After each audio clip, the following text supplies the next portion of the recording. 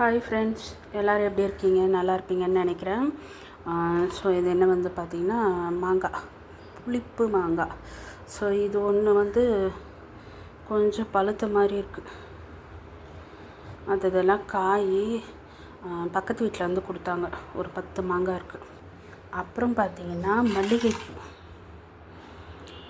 So நேற்று பூ இன்னும் இருக்குது செடியில், ஆனால் நான் பறிக்கவே இல்லை. இது பறிக்கிறதுக்கே எனக்கு போதும்னு ஆயிடுச்சு. 3/4 மணி நேரம் ஆச்சு இந்த மொட்டும் இந்த பூவும் பறிக்க.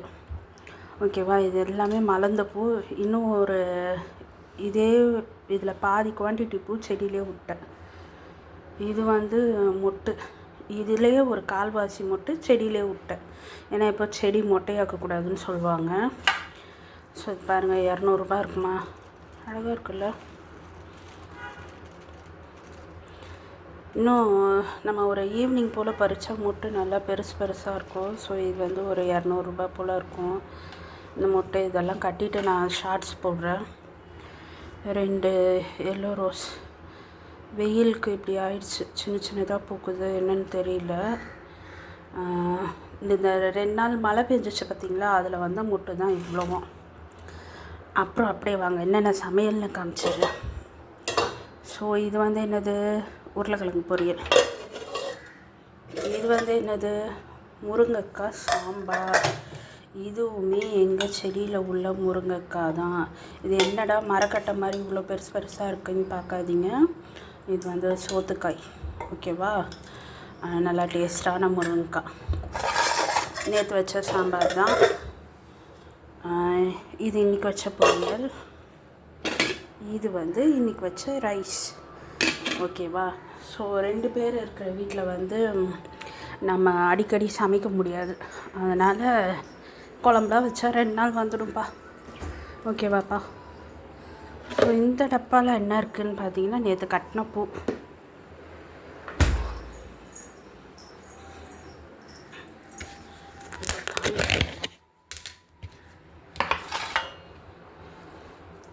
இது வந்து நேற்று கட்டின மல்லிகைப்பூ.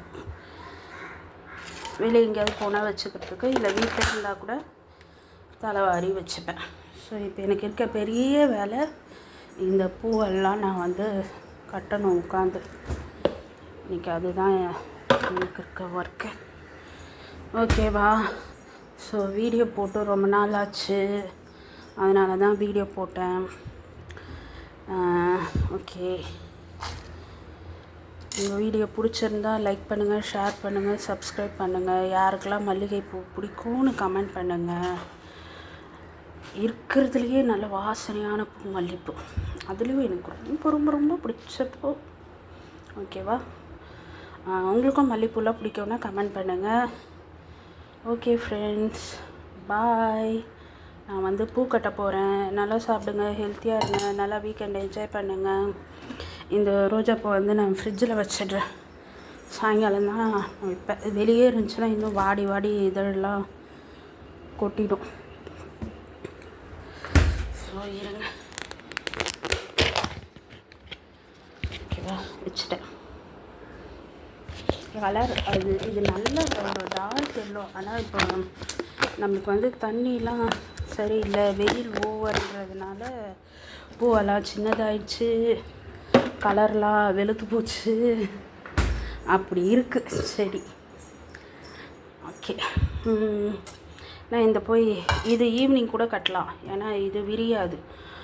ஆனால் இதை வந்து கட்டி ஃப்ரிட்ஜில் வச்சிடணும், இல்லைனா இது வந்து அப்படியே கொஞ்சம் கொஞ்சமாக வாட ஆரம்பிச்சிடும். ஸோ ஃபஸ்ட்டு இதை கட்டுவோம், அப்புறமா ஈவினிங் நைட்டு போல் கூட இதை கட்டிக்கலாம். ஓகேவா ஃப்ரெண்ட்ஸ், பாய். வீடியோ பிடிச்சிருந்தால் லைக் பண்ணுங்கள், ஷேர் பண்ணுங்கள், சப்ஸ்கிரைப் பண்ணுங்கள். உங்கள் வீட்டில் என்ன சமையல் சொல்லுங்கள். உங்கள் ஊர்லெலாம் வெயில் எப்படி இருக்குது சொல்லுங்கள். எனக்கு வந்து 3/4 மணி நேரத்தில் அப்படியே 1/2 லிட்டர் வேர்வை வந்து கொட்டி தீத்துடுச்சு. ஓகேவா. இந்த பூவை பறிச்சிட்டு வர்றதுக்குள்ளே நல்ல காடு மாதிரி இருக்குமா செடி, அதுக்குள்ளே போய் பறித்து நல்லா கையெல்லாம் கீறிக்கிட்டு வந்துட்டேன். சரி, ஓகே, நான் வந்து நம்ம வேலையை பார்ப்போம். நமக்கு தான் வேலை நிறைய இருக்கு. வேலையை பார்க்கலாம். பாய், டேக் கேர். லைக் பண்ணுங்கள், ஷேர் பண்ணுங்கள், சப்ஸ்கிரைப் பண்ணுங்கள்.